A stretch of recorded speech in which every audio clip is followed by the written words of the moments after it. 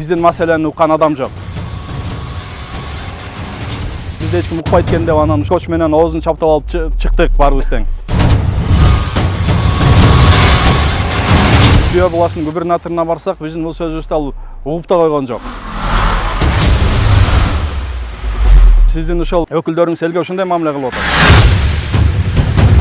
Камчыбек Кыдыршаевдин айтканы ошол боло турган болсо, жөнөкөй элдин тагдыры, жөнөкөй элдин иши кандай болот? Ошол жерге ээ боло албай ичип кеткендер бар, ажырашып кеткендер бар, кайтыш болуп калгандар бар. Ошондо биз 500дөн 1000ге чейин адамбыз. Биздин маселени президент ошолордун колуна бербесе, чечип бергиле, жерден чечип бергиле деп атса, алар чечпесе ким чечет анда? Президент өзү келип чечиш керекпи?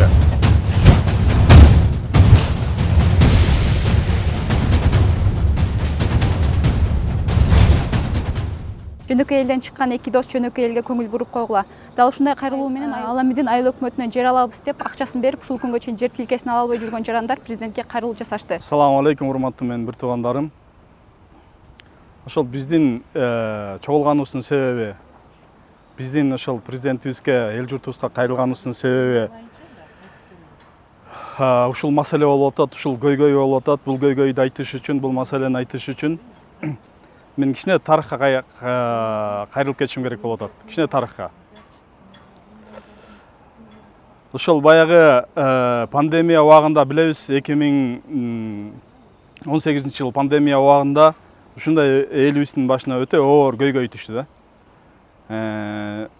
Өтө оор көйгөй түштү. Канчалаган досторубуз ооруду, арасында өзүбүз деле оорудук. Арасында ошол Камчыбек Кыдыршаевич деле азыркы ошол ОКМКнын башчысы Камчыбек Кыдыршаевич деле ооруп кайта өзүнө келди. Айтор ошондой болду, канчалаган достордон айрылдык, канчалаган туугандардан айрылдык, канчалаган чоң алымдарыбыз кетти.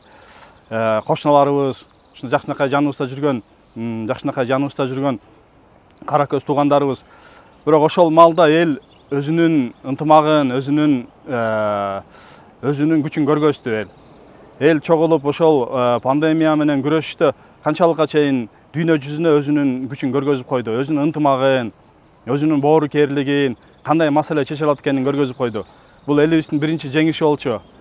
Кийин экинчиси болсо ошол экинчиси эл өкүлдөрүн шайлоодо баягы элди алдап, элдин голосун, элдин үнүн, элдин немесин сатып алып келгенде элибиз кайта экинчи жолу өзүнүн эрдигин көргөздү. Ошол жемкорлорду, ошо баягы жатып ичер, элди алдаган, элдин тагдыры менен ойногондордун баарын тең эл жокко чыгарып туруп, анан өзүбүздүн урматтуу президентибизди ошентип шайлап алдык. Эл экинчи жолу ошондо өзүнүн бир күчүн көргөздү. Ошол менен биздин президентибиз, урматтуу президентибиз бийлик башына келди. Эл өзү аракет кылып ошол президентибизди шайлап алды. Биз билебиз ал киши кандай кыйынчылыктан өткөнүн, ал убакта ал киши каерде болгонун, кандай жакын туугандарынан ажырап калганын, өзүнүн кара чечкей баласынан, өзүнүн жакшы көргөн атасынан, Нуркожо Аксакал.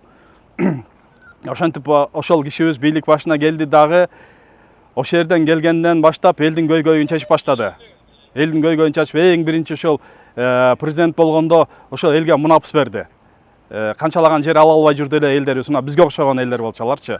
Канча жылдан бери ошолор үй салып алып, же ошол үйүнө ээ боло албай, же документ ала албай, же ошол жерде пропискага тура албай, ошентип кыйналып келди эле. Келер менен эң биринчи кадам ошолорду мунапыска чыгарды.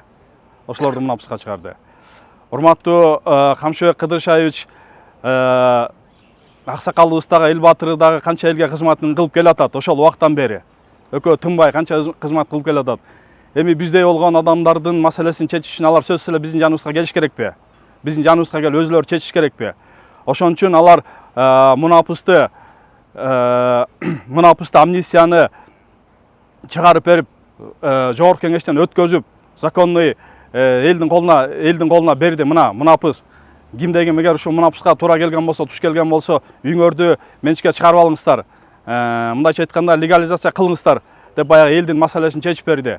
Элдин маселесин чечип, мунапысты кылып, калган иш болсо ошол жергиликтүү аймактык инстанцияларда болуп калган иштер. Акимияттарда, мэрияларда, калган иштер. Эми ошолорго келгенде ошолор президентибиздин ошол сөзүнө эл менен президенттин ортосуна көпүрө болбостон эл менен президенттин ортосуна шлагбаум болуп алышты. Биз канча жерге кайрылдык. Аламидин айыл өкмөтүнө кайрылдык, Аламидин акимиятка кайрылдык, Свердловский акимиятка кайрылдык, мэрияга кайрылдык. Биздин маселени уккан адам жок. Ошондо биз 500дөн 1000ге чейин адамбыз. Биздин маселени президент ошолордун колуна бербесе чечип бергиле, жерден чечип бергиле деп атса, алар чечпесе ким чечет анда? Президент өзү келип чечиш керекпи? Ошон үчүн урматтуу Камшыбек Кыдыршаевич өзү айткандай, биз эптеп аларды артынан кубалап жүрүп, ошончо аракет кылып жүрүп, аларды келип кармап иштейт, аларды келип камап иштейт.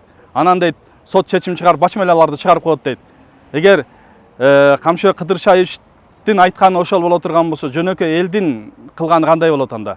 Жөнөкөй элдин тагдыры, жөнөкөй элдин иши кандай болот?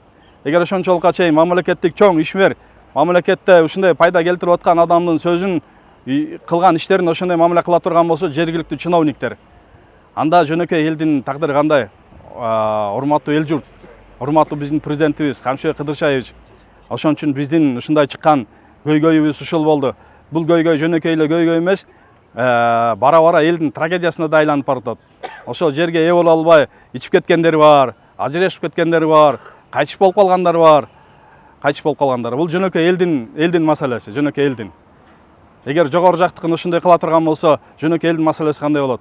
Ошон үчүн биздин көйгөйгө урматтуу президентибиз кулак салып коюңуз. Сиздин бир эле сөзүңүз жана сиздин бир эле сөзүңүз менен чечилет. Ошо чечилиш үчүн сиз закондордо кабыл алып бергенсиз. Биз ушул маселе менен урматтуу президентибиздин приемуна бардык. 90 канча адам кол коюлуп, аякка жаздык. Президенттик администрация биздин ал кайрылуубузду Чүй областынын губернаторуна багыттап койду. Чүй областынын губернаторуна барсак, биздин бул сөзүбүздү ал угуп да койгон жок. Ошол бойдон турат. Менде да турат, ошо өзүлөрүндө да турат. Биз кийин ушул эле маселе менен мэриянын жер бөлүштүрүү вице-мэрине бардык. Азамат Кадыровго. Барсак алда бизге ошо кулак салып койгон жок. Киргенден баштап биздин бир да сөзүбүздү уккан жок. Бизди кагып, силкип, сөзүбүздү токтотуп, сөзүбүздү укпай, биз болсо көйгөй айталык деп барганбыз. Чоң-чоң эле адамдар, чоң-чоң эле аксакалдар. Андан тышкары ошол биз Свердловский өтүп кетерден мурун биз Аламидинге да канча барганбыз. Аламидин районуна, ошо Аламидин районунун зам акими дагы ушундай эле бизге мамиле кылган. Урматтуу президент, ошо сиздин жер-жердеги инстанциядагы сиздин ошол немелериңиз, өкүлдөрүңүз элге ушундай мамиле кылып атат, элге. Биздин маселени алар карабаганда, биздин маселени район карабаганда, мэрия карабаганда, область карабаганда, биздин маселени анда каяктан сырттан бир адамдар келип карайбы? Биздин маселе ошондой болуп атат, урматтуу президент. Сизге жеткизелик десек, ортодон ошо тозуп коюп атышат. Ошо сизге жеткизе турган, көпөрө болуп бара турган адамдар сиз менен элдин ортосунда шлагбаум болуп алышты. Урматтуу президент, ошо сизге кирип, биз өзүбүздүн көйгөйдү айталык деп, бир 4 адам сиздин кабыл алууңузга да жазылганбыз. Биздин артыбызда ошо канчалаган адамдар болсо, ошол адамдардын баары кол коюп берген. Ошол биз сизге жазылган кагаздарыбыз биздин өзүбүздө да бар. Алар дагы сизге жеткен жок. Урматтуу Камшыбек Кыдыршаевич, ошол сизге дагы биздин кайрыла турган сөзүбүз бар. Бизде эч бир жок укпаган себептүү мына ушундай адамдар баарыбыз деле бизде эч ким укпайт экен деп анан ушундай скотч менен оозун чаптап алып чыктык баарыбыз тең. Биз айтсак деле укпайт экен, аракет кылсак деле бизге жардам беришпейт экен, биздин бир маселени угуп койбойт экен. Ошол себептүү биз ушундай чарага бардык. Ошол себептүү. Урматтуу Камшыбек Кыдыршаевич, эми биз билебиз, сиз элдин маселесин чечкен эл баатырысыз. Биздин үнүбүз сиз үчүн жөнөкөй эле бир үн эмес, жөнөкөй эле бир сөз эмес. Бул элдин көйгөйү, маселеси. Биз үмүт кылабыз, ошол сиз да биздин көйгөйүбүзгө кулак салат деп.